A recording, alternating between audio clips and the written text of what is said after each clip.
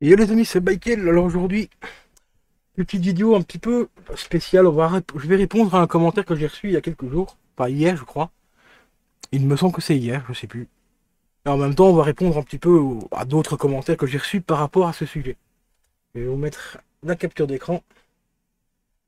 Voilà, il y a quelques temps, il y a 2 jours, j'ai parlé d'un sujet, donc la mort annoncée des DVD et Blu-ray. Sony jette l'éponge. Oui, car il y a un article qui a popé. Voilà, l'article est là. Ce front d'Android qui annonce la mort annoncée des DVD et Blu-ray. Sony jette l'éponge pour le stockage de données. En fait, l'article annonçait tout simplement, sans rentrer dans les détails, parce que c'était marqué dans l'article, mais les gens, la plupart des gens, ils s'arrêtent juste au titre et ils pensent pas aller voir l'article et tout. Ils ont vu le titre, donc Sony jette l'éponge par rapport aux DVD et Blu-ray. Et beaucoup de gens ont cru que Sony arrêtait tout simplement de fabriquer des DVD et des Blu-ray.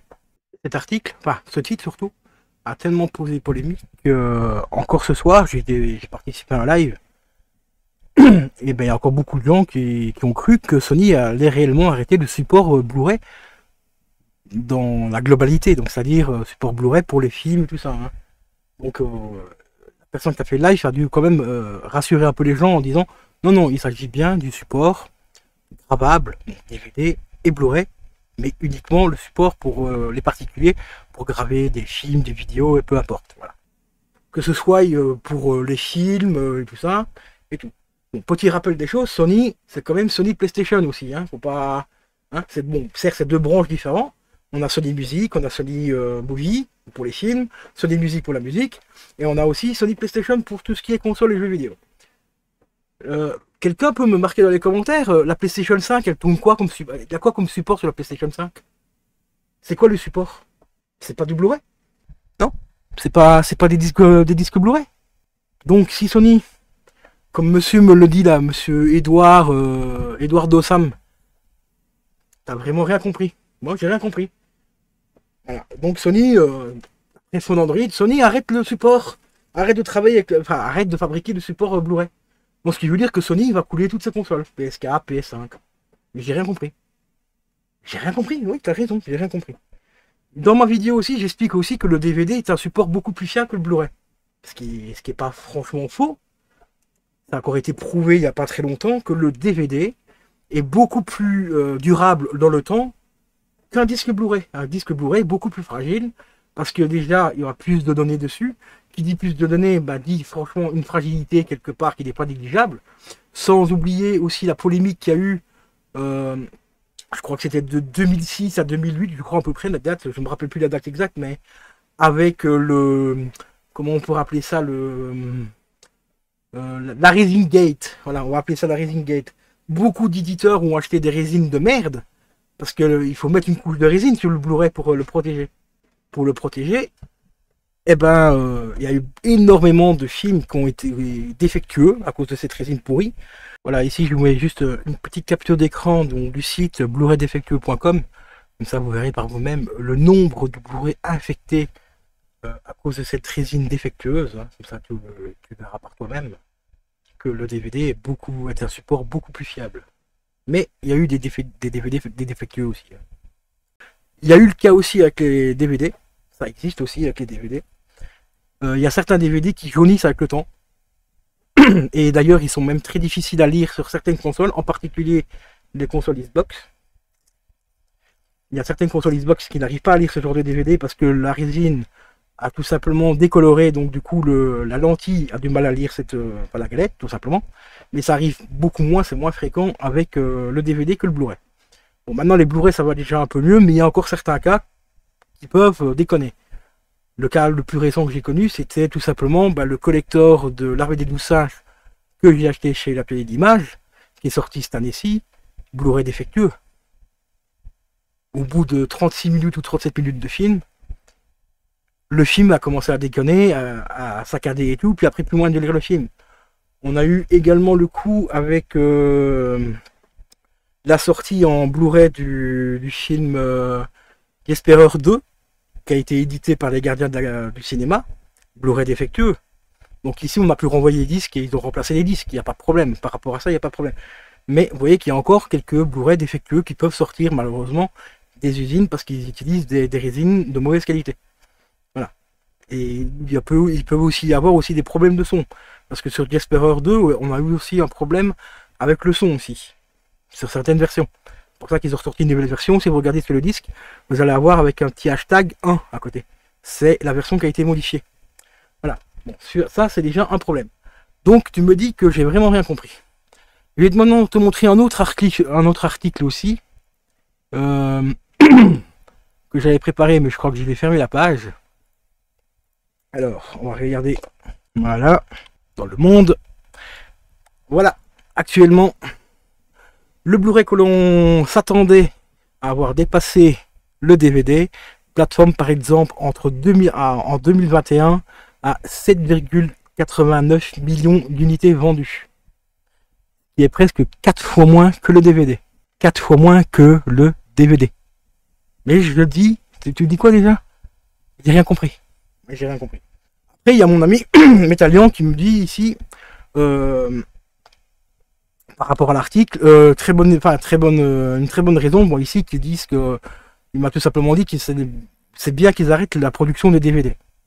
Pas du DVD vierge et tout ça, parce que déjà, on n'a plus l'intérêt d'acheter du DVD vierge ou des Blu-ray vierges aujourd'hui, en 2024. Ça, je suis 100% d'accord avec lui. Le problème, c'est comme je l'ai marqué ici, c'est qu'il y a des gens qui fabriquent des bootlegs. Alors, un bootleg, si tu sais pas ce que c'est tout simplement des films qui sont pas sortis en Blu-ray, soit dans notre pays, en France ou en Belgique, peu importe, qui sont sortis soit à l'étranger ou qui sont carrément inexistants en Blu-ray. Il y a beaucoup de films comme ça qui existent qu'en DVD. Et tu as des gens, bon, je ne citerai pas le nom, mais bon, les connaisseurs savent à peu près de qui je parle. Il nous fait des travaux mais magnifiques. Il nous a sorti une édition de The Crow en Blu-ray exceptionnelle. Récemment, il a sorti aussi, enfin récemment, ça fait déjà quelques temps, mais par exemple, il a sorti Dead Zone aussi en Blu-ray, travail exceptionnel. Et ces gens-là, ben, ils ont besoin du support gravable Blu-ray. Bon, après Sony, ils s'en fout un peu de ces gens-là, hein, parce que c'est pas des trucs au niveau des droits d'auteur et tout, c'est un peu litigieux. Il y en a certains qui payent les droits, il y en a d'autres qui payent pas les droits. Bon, voilà. Chacun fait ce qu'il veut, un peu comme à sa sauce. Mais grâce au Blu-ray vierge, on peut avoir des films qui sont sortis qu'en DVD en Blu-ray. Parce que ces personnes-là vont retravailler le son, l'image et tout, donc c'est beaucoup de travail. Et s'il n'y a plus de Blu-ray vierge pour mettre ces films là-dessus, on fait comment? Voilà. Bon, ça pour les cinéphiles, ça pose déjà un petit peu de problème. Après, ce qui peut poser problème aussi, c'est parce qu'il n'y a pas que Sony qui fabrique des Blu-ray vierges. Hein. On a Verbatim par exemple qui fabrique aussi. Mais ça peut peut-être inciter cette marque-là aussi à abandonner le support.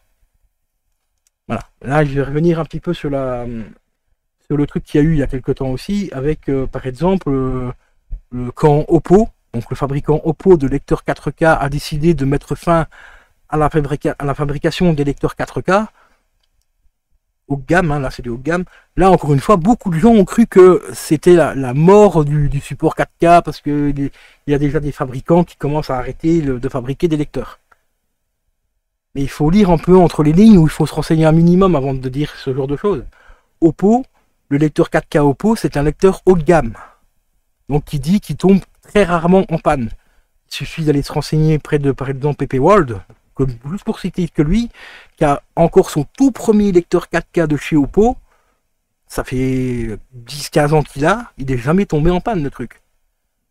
Donc quand vous êtes une société comme Oppo qui fabrique ce genre d'objet et que vous en vendez un tous les 15 ans, c'est pas rentable.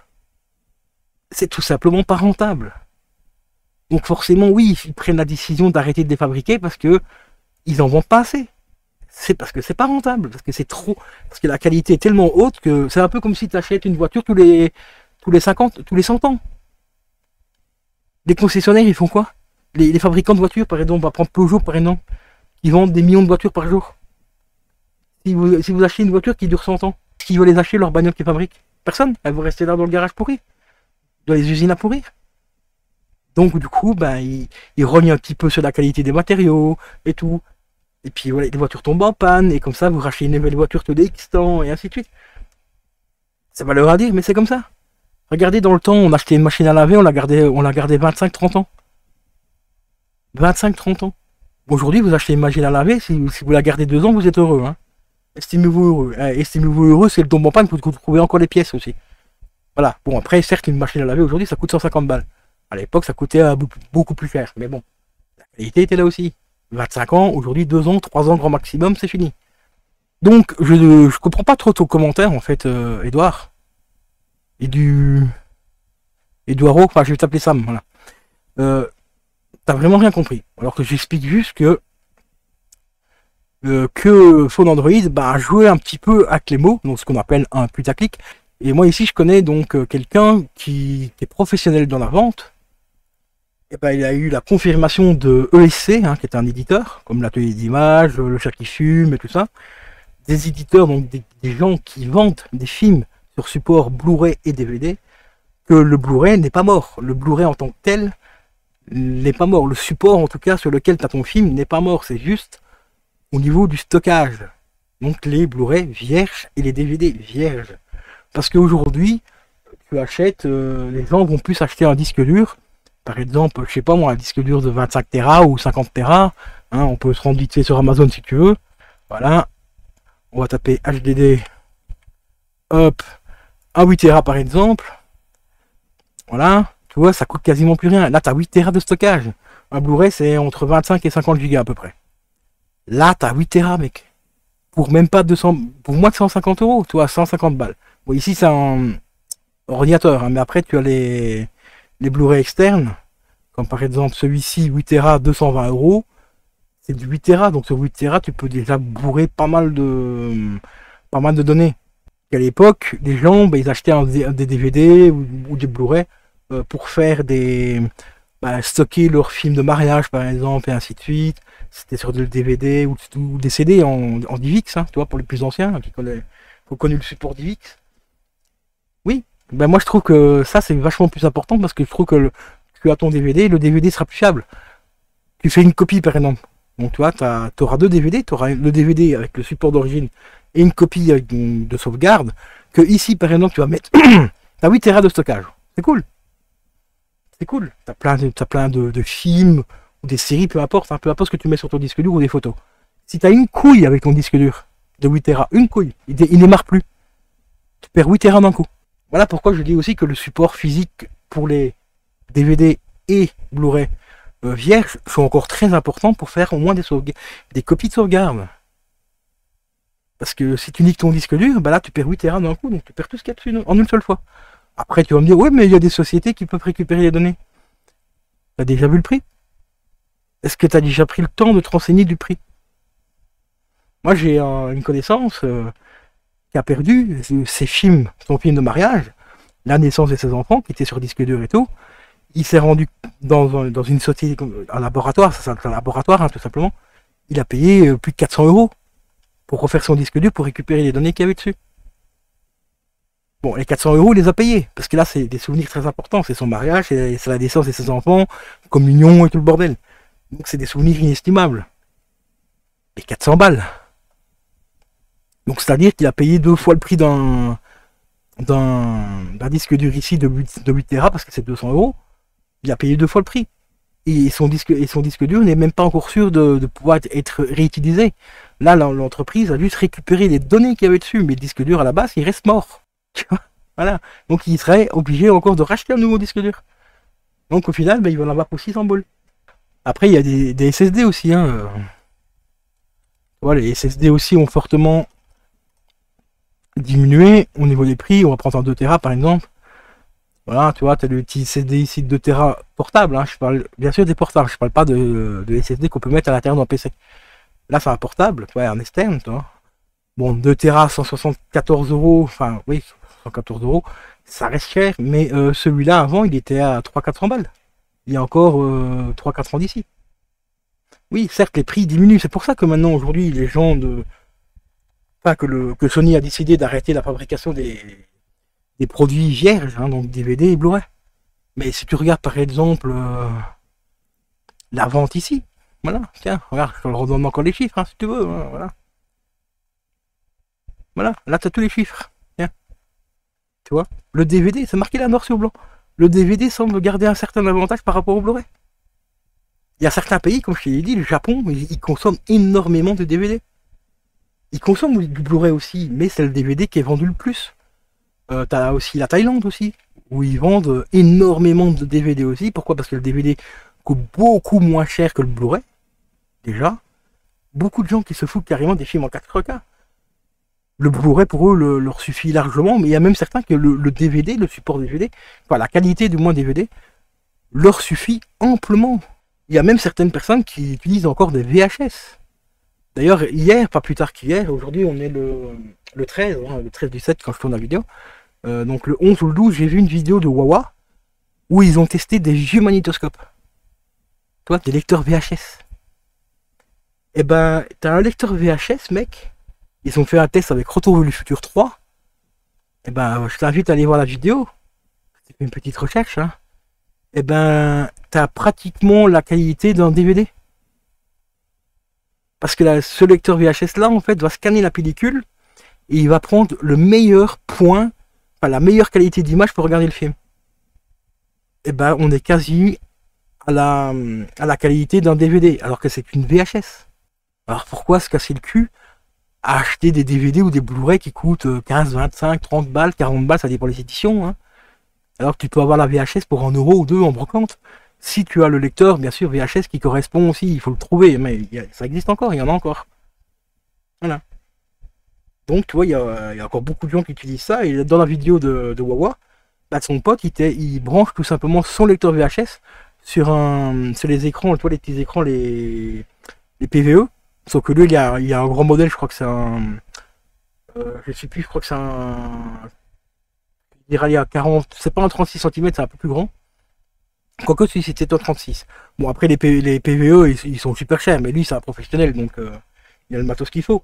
Mais pour tester les lecteurs VHS de ses potes, eh ben il a utilisé cet écran là, quoi, toi.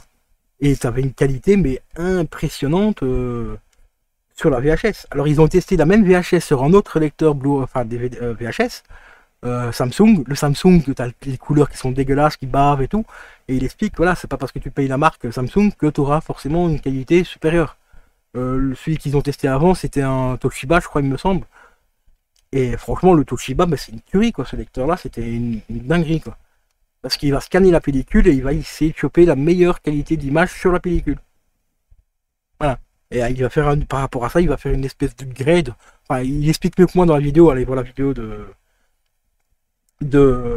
Wawa et tout ça, vous allez voir, c'est impressionnant, quoi. Mais vraiment. Donc sur ce, et vous pouvez toujours trouver on va bien sûr encore une fois sur Amazon, hein, vous pouvez encore trouver des marques qui font, voilà, marque ici, hop, Verbatium, ils travaillent toujours avec le support gravable, hein. Je pense pas que Verbatium vont arrêter du jour au lendemain comme ça à sortir, à fabriquer des Blu-ray et des DVD vierges. Ouais, je parle de ça parce que j'ai reçu un autre commentaire aussi qui me dit que les DVD vierges et Blu-ray vierges deviennent rares, deviennent compliqués à trouver. Parce que il y a encore beaucoup de gens qui les utilisent, que ce soit même dans le secteur professionnel. Donc voilà, là ici c'est juste, ça a fait beaucoup de bruit parce que c'est Sony, donc c'est quand même eux qui ont inventé le Blu-ray, c'est pour ça que ça fait quand même pas mal de bruit et tout. Bah, un peu comme Oppo qui était le leader quand même numéro 1 du lecteur 4K haut de gamme quand ils ont annoncé la fin des lecteurs 4K. Bon bah ça y est, les gens ils se sont dit ça y est, on n'aura plus de lecteur 4K. Mais il n'y a pas que eux, hein, il y a d'autres marques, hein. Bon forcément on n'aura pas la qualité d'un Oppo, hein. C'est pour ça aussi que sur eBay les prix ont décollé, même sur les lecteurs d'occasion 4K Oppo.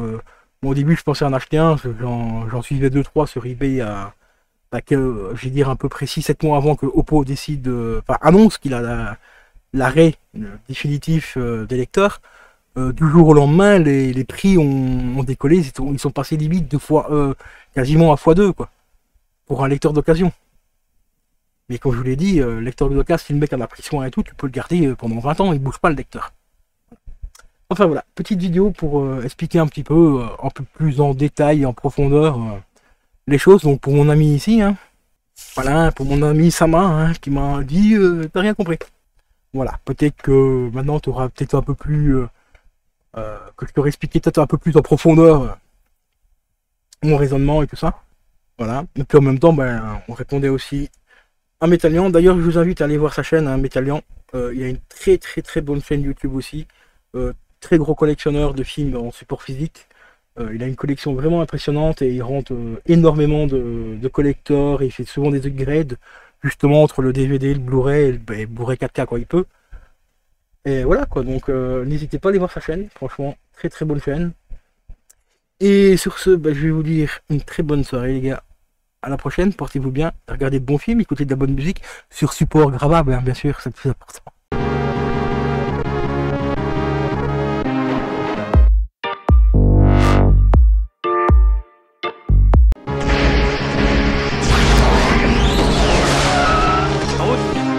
Là où on va, on n'a pas besoin de route.